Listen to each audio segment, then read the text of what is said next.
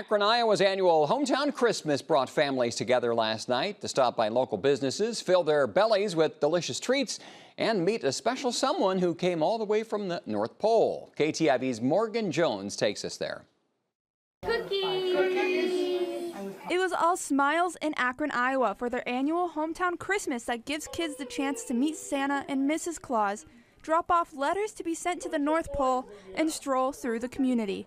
It's a lot of fun. It's the nice part about Hometown Christmas is it gives families an opportunity to visit lots of places in town that they maybe don't have time to during the week.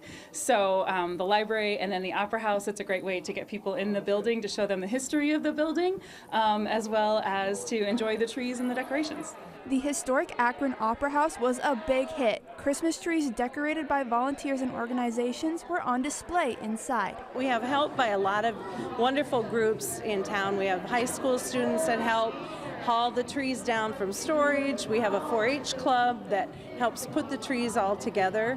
And then adult volunteers that come in and decorate the trees. This is the 4th Festival of Trees, which serves as a fundraiser for the Opera House Renovation Fund.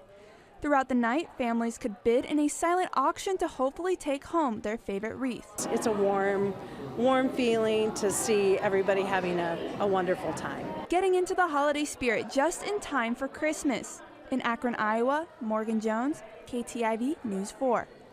Harris says the bidding for the auction items will continue Saturday at the Akron Opera House from 10 a.m. to 2 p.m.